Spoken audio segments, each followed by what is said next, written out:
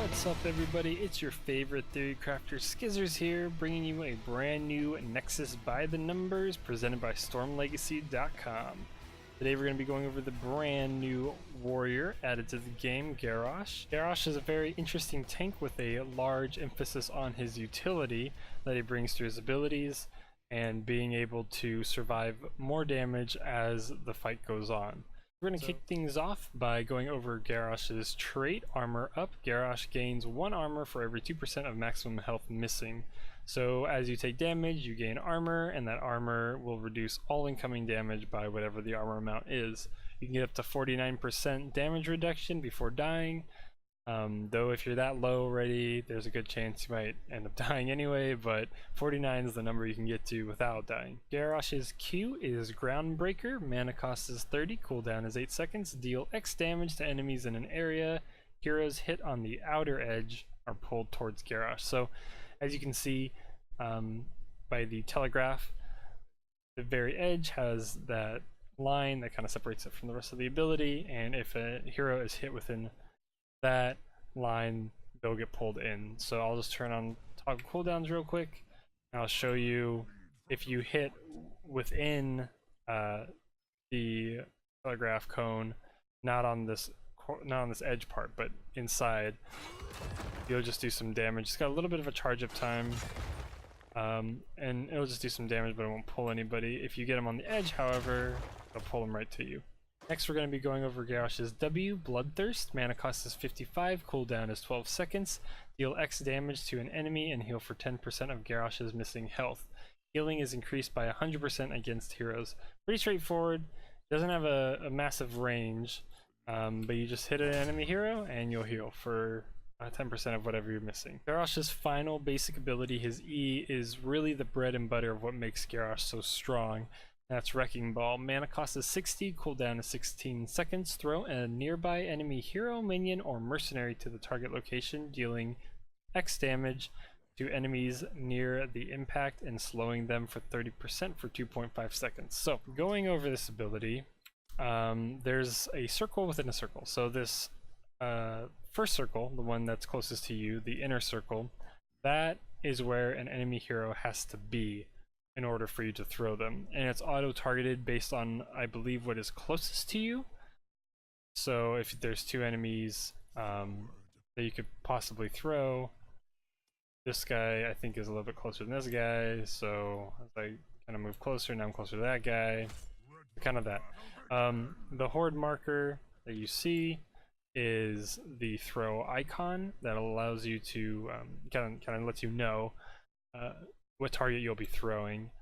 You can see it's just right on the edge of his hitbox that I am, so you can go to the very edge of the circle and still be able to toss an enemy. Now this outer circle, the bigger one, where the mouse is moving with the circle on the mouse, that's where you're going to be throwing, and the circle of where my mouse is, where that crosshair is the impact zone. So that is the zone that will be slowed, and any enemy within that will also be damaged. So by throwing them, you can click anywhere, so we'll just click up to the top just at first. So this training dummy is marked by the horde symbol, which means I'm going to be throwing him, and it's red, and he'll throw up that way. You can throw it behind you, you can throw them in the same spot. Throw them anywhere you want to throw them.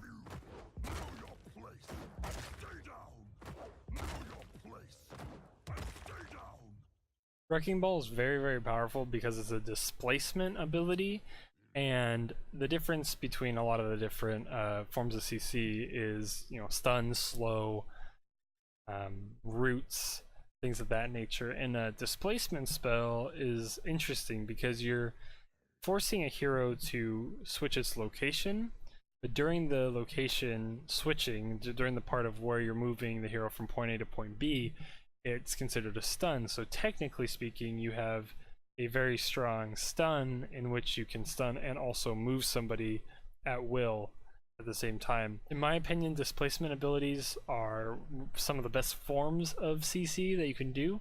It's very difficult for a lot of players to react once they've been displaced and usually you're being displaced into the entirety of the enemy team, which is almost guaranteed death. So if your team is on top of it, your team being team of which you are playing Garrosh, so your team, if your team's on top of it, this is a guaranteed kill. Essentially, you can just walk up to somebody and your team's right there and they jump on that guy, you turn around, smack them, take them down. Alright, so let's get into Garrosh's talents, and a little disclaimer ahead of time, a lot of his talents are really good, and you can pick based on whatever the situation comes to, or depending on how you want to play Garrosh. He has a lot of options. Blizzard's been doing a really good job lately of giving the new heroes a lot of good talent diversity. I just want to kind of give a shout out to Blizzard for that. Let's get into the talents. At level 1, I think all these talents can be argued. I would say that my 2 picks that I would go between is Body Check and Warbreaker. Unrivaled Strength is really good. Increased Wrecking Ball's throw range by 20% and its damage by 100. Damage doesn't matter as much, the throw range is really what is important. I haven't really found a situation where I needed to throw somebody farther than where I can already throw them, so it's good. It's a strong talent to pick, but it's just not my personal favorite. Warbreaker is the only quest talent in this tier, and the quest is pull heroes with Groundbreaker. First reward is after pulling 5 heroes, Groundbreaker deals an additional X damage over 3 seconds to heroes, so if you hit a hero, they'll take a 3-second dot. And if you can pull 15 heroes, then you reduce the cooldown of Groundbreaker by 3 seconds, which gives it a 5-second cooldown.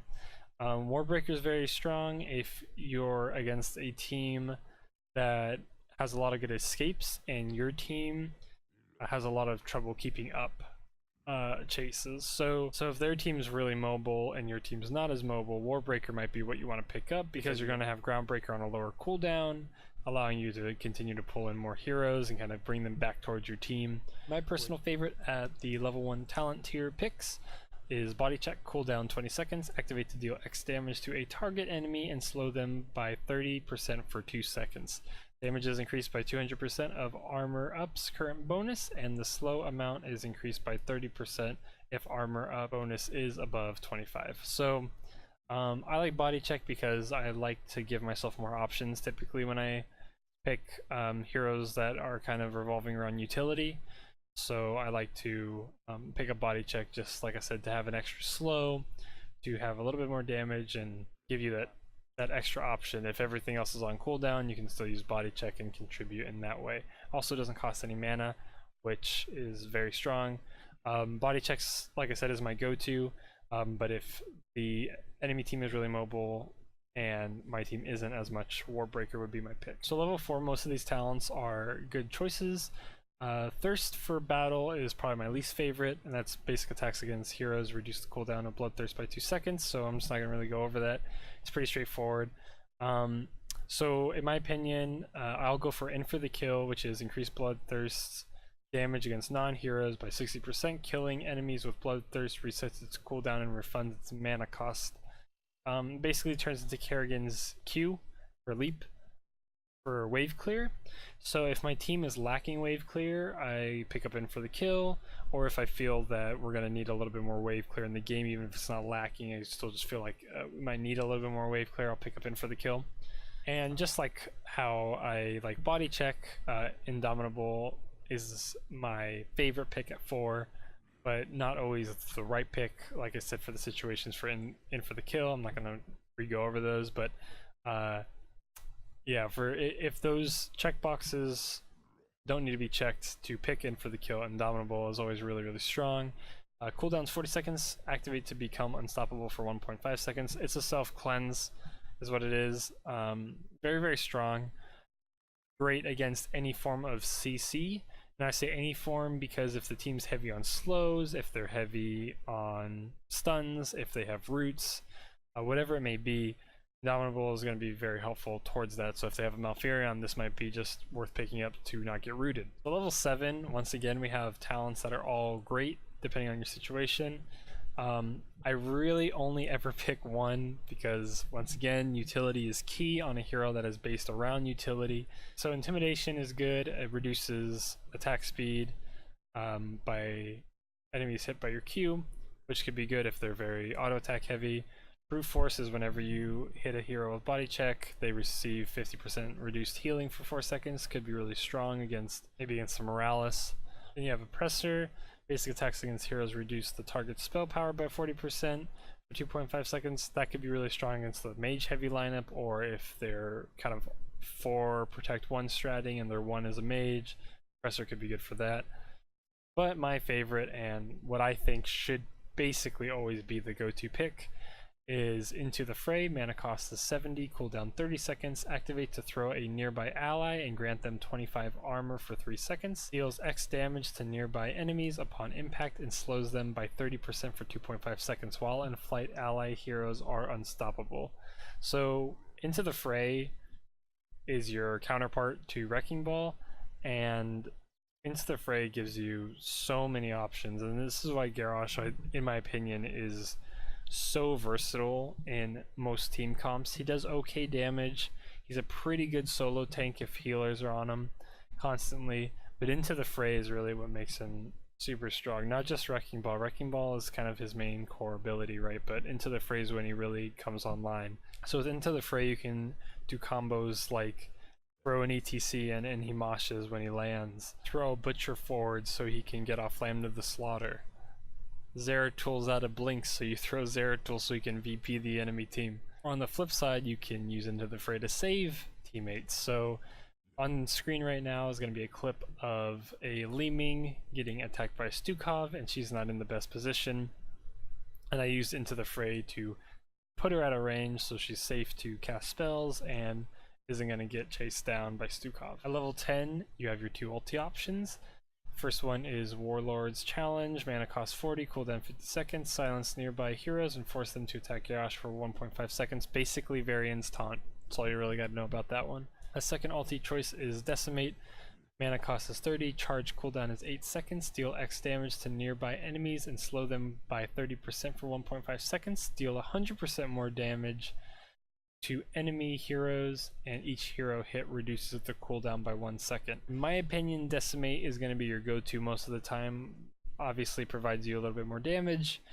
You have 3 charges of this, and with the constant slow you can apply to enemy heroes. It just becomes a very good skill to kind of be having in your kit. You know, a lot of your stuff already slows, so you have a pull, and your throw can slow, and if you went body check at 1, you're going to slow with that, and then with Decimate you're going to be able to slow, so you can constantly allow your team to continue to apply pressure and keep enemies where you want them to be. Level 13, just like most of the other talent tiers, all 3 of them are pretty good pickups. My least favorite is Blood Craze, and that gives you a dot heal of 10% of your max health over 3 seconds. My go-to options typically have been either defense measures or double up.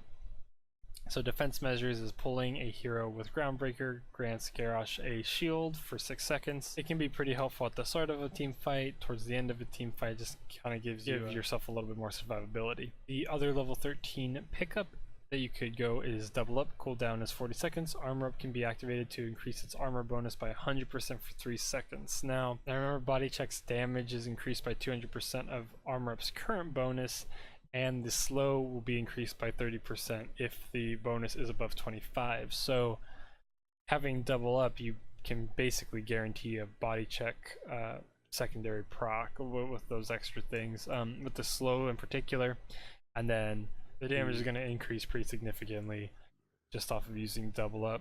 I also really like double up because it provides me a good defensive utility whenever I need it. Although defense measures comes up more frequently with that shield, if you are feeling like you're missing Qs or you don't think you're always going to be able to pull somebody or whatever the case may be, double up is very strong. Also, when you get to very low health and you pop double up, you're going to be in maybe the 80% range. If you're really high up there, you can get up to like the 90% range, you know, if you're really low on health, and that makes you extremely tanky. You just don't take any damage for those 3 seconds, and those 3 seconds could be enough to get a heal, for you to get off your own heal. There's been a lot of clutch situations that can come up with double up, so I prefer double up, but there's nothing wrong with the other 2, and defensive measures is really strong if you're very confident in your Groundbreaker pulls. I just like Double Up because it provides just a little bit more utility over the course of different scenarios. But like I said, both are very strong. Level 16, you got some good options too. The only one I wouldn't recommend actually is Rough Landing, and that's heroes pulled by Groundbreaker or slowed by 50%, which is really, really good. But you already have a slow and body check, you have a slow and Wrecking Ball, you have a slow and Decimate if you went Decimate, and if you went body check. So Rough Landing is a little hard for me to justify because you already have so many slows. This slow isn't really going to be as useful as the other ones. Now it is a higher value number, and the highest percentage of slow is the one that gets applied, so it can be stronger in that regard. I just feel like 30 typically has been enough for me personally to be able to control how enemies are acting and how I want. If you really feel like you want the extra slow, by all means go for it. I just kind of feel like with all the slows that you have access to already, it's kind of not as needed. Mortal combos, pretty interesting. If Wrecking Ball is used on a hero within 2 seconds of pulling them with Groundbreaker, Wrecking Ball's cooldown is reduced by 10 seconds, which is very, very good. Makes this talent a great pickup. The one concern that you'll have to just ask yourself this is, are you going to be able to consistently hit this combination? If the answer is yes, then you're going to have a lot of displacement up all the time, which is good. And also, if you don't go body check at level 1 and you went the quest for Warbreaker, Mortal combo is even better because now you're at a 5-second cooldown and you're going to have a 6-second cooldown on your throws, so you're going to constantly be able to get this rotation happening. So the one I've been picking up a lot right now is Earthshaker, and that is Wrecking Ball stuns enemies near the impact area for 0.75 seconds. So you have your initial stun time of which you're throwing the enemy, and then once they land, everyone who gets hit in the impact area, including the hero that you threw, will also be stunned for an additional 0.75 seconds. So it's really straightforward, it's just an additional stun. Level 20, once again, like the following trend of all the other talent tiers, every talent pick here is pretty darn good. So just going to go over the situations between each one real quick here. So Death Wish is increase the duration of Warlord's challenge by 0.5 seconds. If an enemy hero is killed while affected by Warlord's challenge, its cooldown is reduced by 45 seconds, giving you a 5-second cooldown. For me, Death Wish is a strong pick. I don't know if I'd go it every single time, but it's definitely viable, and you can argue for it. Deadly Calm is the upgrade for Decimate, and that's heroes hit by Decimate deal 20% less damage for 3 seconds. I really like this one because, one, Decimate is a pretty decently large AoE in regards to the fact that you're going to be in everyone's face the whole time as a melee hero, so that's pretty strong. 2, since you have 3 charges of this, you almost essentially have infinite uptime on this, just about. So you're gonna be able to get 9 seconds worth of damage reduction, and since you have a charge for a cooldown of every 8 seconds, and then it's being reduced by 1 second for every hero you hit, you can pretty much keep this up the whole time in a team fight. So Deadly Calm is really strong. It's typically the one I pick, but that's because I like Decimate. So if you didn't grab Decimate, Death Wish is also a great ulti upgrade pickup. Titanic Might, I feel, is very situationally good. So Wrecking Ball now throws 2 closest enemies, and this is good and bad. So good if your team is heavy on AoE damage. It's actually probably the best pick at 20 if your team is very heavy on AoE damage. We're talking Mage Burst and anything else you could think of that's very AoE heavy. This is not a good pickup if your team is very single target focused. So if your team is super single target focused and you throw 2 enemies, one of them isn't going to be hurt, or neither of them will die because your team splits focus. It just becomes a lot more difficult to make work in a single target damage focused lineup. Now, but like I said, if you have AoE damage, then Titanic Might can be really strong because now you're going to be able to get 2 heroes out of the fight really quickly. Last level 20 option is Inner Rage. Body check gains an additional charge and its cooldown recharges 100% faster, while armor up's bonus is at or above 25. Pretty self-explanatory. You get an extra charge to body check, which is good. Like I said, I typically don't go this one. I don't think it's bad necessarily. I just have really been preferring damage reduction lately. So Deadly Calm has been my go-to pick, and then the few times I have been picking Warlord's Challenge, having Death Wish is pretty helpful, getting that stun off cooldown really quickly. But Inner Rage is also a good pick. And that's going to do it for this episode of Nexus by the Numbers with Garrosh. I hope you guys enjoyed the guide. He's very talent diverse hero, very strong. The displacement abilities that he has, the options that he has available to him, make him a menace on the battlefield. It's out pretty good damage, so it's always good to watch out if there's an enemy Garrosh on the team, because he's not a pushover. He's gonna definitely deal some damage to you. He's gonna put you in a place you don't want to be, or put one of his teammates in a place that you weren't ready for them to be at. So just gonna wrap up here. Once again, this has been Nexus by the Numbers, presented by StormLegacy.com. Be sure to go to all of Storm Legacy's different social medias. Go check them out on their stream, twitch.tv/StormLegacy, and just everything else that they have going on. And yeah, that's gonna be it, guys. Be sure to please leave me a comment on what you thought about the video. A thumbs up and a like is always appreciated. And thanks so much for checking out the guide. This has been your favorite theory crafter, Skizzors, and we'll be seeing you next time.